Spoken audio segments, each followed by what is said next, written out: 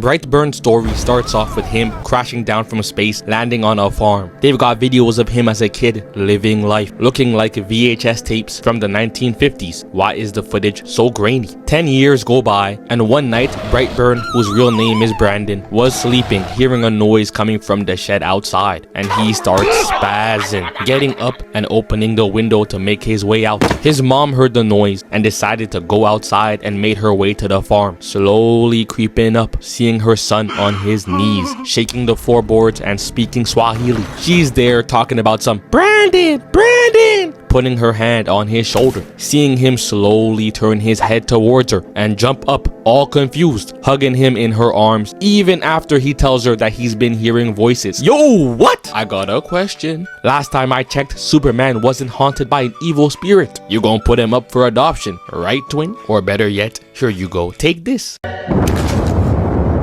Instead, she's over here tucking him to bed. The next day, he's hanging out with his dad, who asked him to start the lawnmower. So he's there trying to start it and just casually tosses it into the distance and starts looking at his hands. And this is how you know bro is mentally insane. He walks over to the lawnmower, once again looking at his hands, and gets the urge to just stick his hand towards the spinning blades, realizing the power he now holds.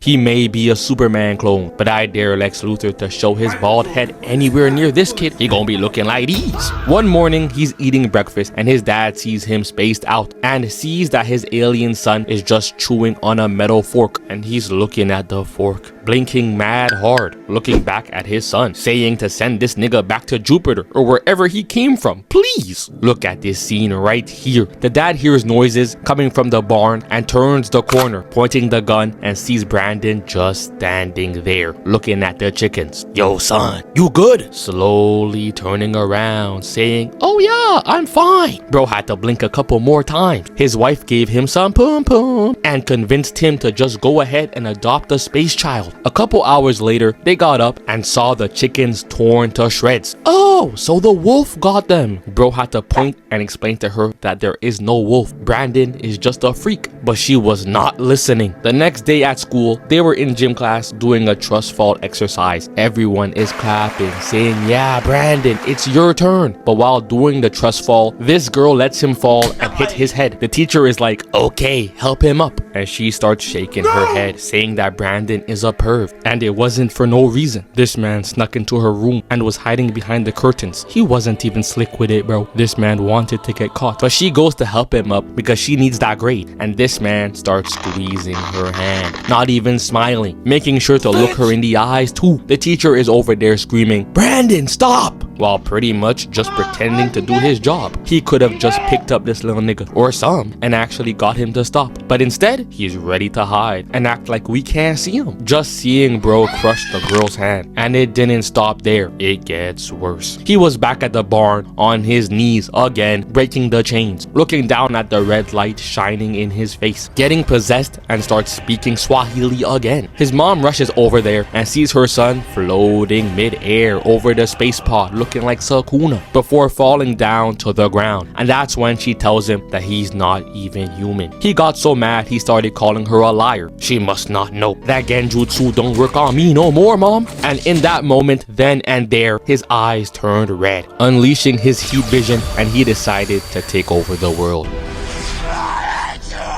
Overreaction, I'd say. I mean, Poe was over there trying to be the dragon warrior and believed wholeheartedly that he wasn't adopted and his dad was a bird. But when he found out, you ain't see him throwing a tantrum and deciding to eat all the bamboo from the forest. Brandon then spawned in the girl's bedroom with flowers in his hand. She got a cast on her right hand and is probably wondering how bro found her address. With a tear running down her face, she thought it was over. Bro came back for round 2. She gonna be walking around with both her arms in a cast now, having to do her homework while holding the pencil with her foot, slowly walking up to her, saying that he's special. Ain't nobody doubt that one. This lady at the diner is closing up the shop and starts seeing symbols on the windows and the light flickering on and off. But then one of the lights blow and all the shards of glass fall on her face. So she runs behind the counter and picks up a bat. Seeing someone run across the screen with that Naruto run, swinging at the money, she's trying to destroy the most important thing there. Now she won't even be able to buy some candy. She runs into the freezer and locks the door, hearing someone walk up and starts lasering through the metal with ease, breaking open the door, just standing there with a cape flapping in the wind, a red mask on and the evil eyes showing through the mask. They done let the wrong being touch down on Earth, ending her screen time right then and there. Brandon was with his guidance counselor, who is also his aunt, who tells him that her job is to let his parents and the sheriff know his situation and whether or not he's mentally there. This man started fuming. He not mentally there at all. Couldn't even sleep, laying down with his eyes wide open. That same night, he knocked at the door of his aunt's house, standing there, telling her that she can't talk to the sheriff at all, that 30 grand a year ain't worth the snitching. So she's like, okay, now get out of my face. But this kid is just standing in front of her, smirking, not budget. She had to close the door in his face and doesn't realize that bro is suited up in his costume, moving devious outside that window. She thought she was safe, snuggled up in bed. He was about to show her why snitching is prohibited until his uncle walked in the house and caught him hiding in the closet, taking off his mask, pulling him out the closet, and is taking him home, opening his car door and is pissed. Little bro, don't listen, get in the car. Going back around, laying his fingertips on the soup and getting blasted away, getting back up to hop in the car to try and drive off until Brightburn crashes into the car window. The uncle is now stuck on the side of the road trying to start the car, banging the shit out of it, and sees Brightburn standing in the darkness waiting for him.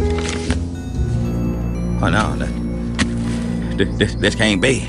The little nigga made sure to do the most too. You see him over there floating with them Converses and the cape in the wind. The uncle understood where the plot was headed and started begging the writers to change it up, shaking his noggin while the kid is just flying and disappears, to then pick up the car, bring it into the air and drop it, standing in the distance once again looking at the uncle suffering. The parents find out that their son was there that night and the mom was being a dumbass, I ain't gonna lie. So the dad presses Brandon, pointing his finger, telling him to fess up. Brandon was looking confused. Who is this grown man talking to like this? He got a 13-year-old pregnant.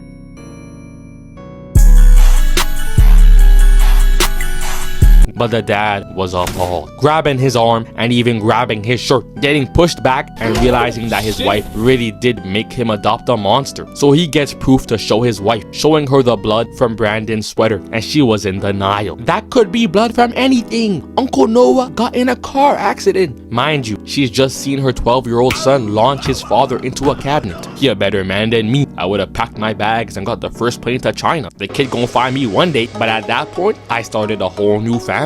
The dad gets the idea to bring his son out to the woods, while the mom sees the picture that the sheriff shows her and recognizes the symbol and has to deal with the fact that her son is a murderer. The dad, on the other hand, was already pointing the gun at bro's head. We sending you to have a long conversation with Epstein and the Austrian painter, letting off a shot that hits the back of his head. Bro couldn't believe it, standing up bamboozled, holding his scalp.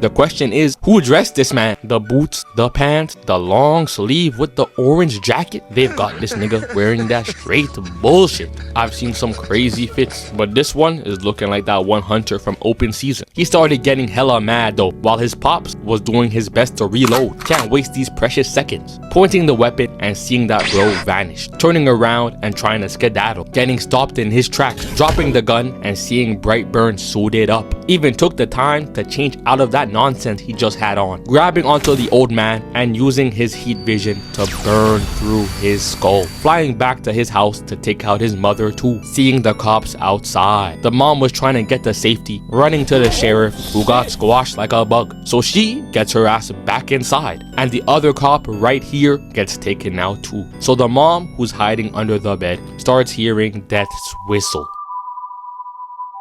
slowly getting louder, seeing the boots flying in her direction. Luckily though, she was able to run and jump out the window, making her way to the barn, where she calls out for her son, overestimated the power of a mother, trying to backstab him, and let's just say that she could have chose any other option.